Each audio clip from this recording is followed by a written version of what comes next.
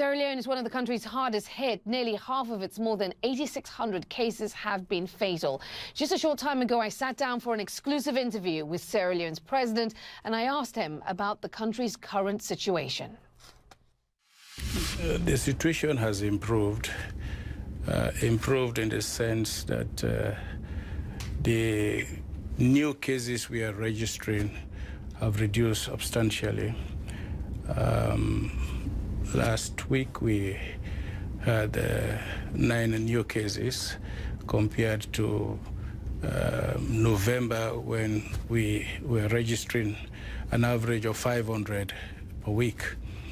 But it's a very critical moment for us now, because there seems to be some amount of complacency creeping in from both members of the local communities and also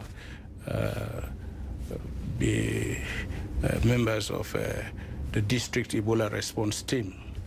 So that is why we're having a few numbers here and there, people escaping from quarantine homes because of the lack of effective supervision.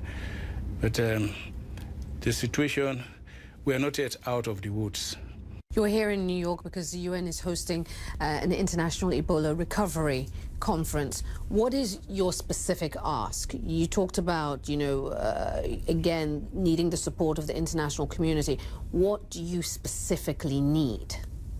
Now, we are still asking the donor community and our partners to stay focused until we get to zero. Mind you, we are not yet at zero. It is still a fight for us to get to zero.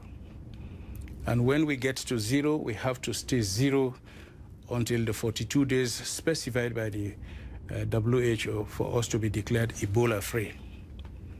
So that is why for this conference, we are looking at getting to zero and rebuilding the economy again.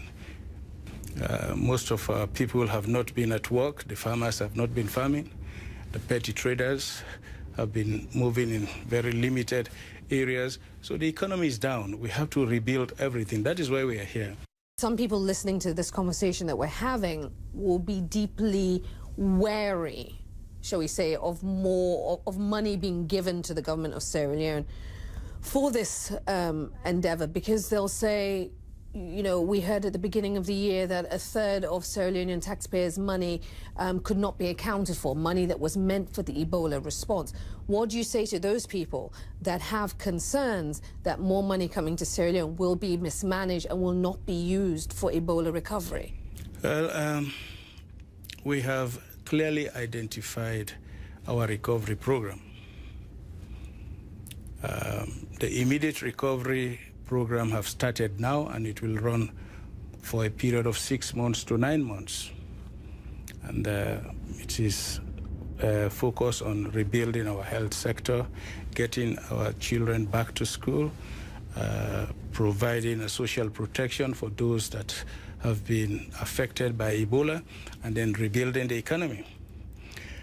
Now, for the issues of transparency and accountability, all of what is out there is because we are transparent and we are accountable. We have put in place the structures, the systems that will ensure that any fund that goes in there is accounted for. We have the ACC, that is a watchdog. We have Parliament that is working very hard to get people to account for funds. And we have the Accountant General's office and the Auditor General's office. All of them are at play. And what has happened recently is because they are active. The Auditor General conducted an audit which was made public, and I ensured that it was made public, that anybody that is mentioned that has not gone through the process or have not done the right things will be called to book. The next step is the Anti-Corruption Commission will come in.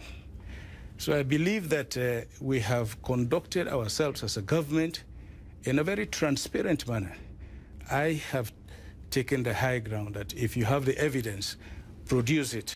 As you lay out how bad it is, you know, how bad it is on the ground in Sierra Leone, what is your message?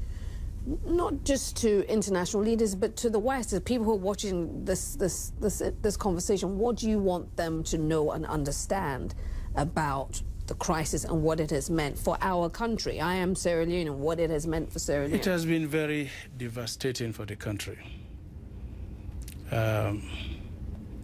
We were ill prepared for it, but it has innate lessons that we should learn. But I think the response from the international community has been good. It came late though, but it has been very supportive. Now is the time for us to continue the collaboration. It is a time for us to stay focused on the fight.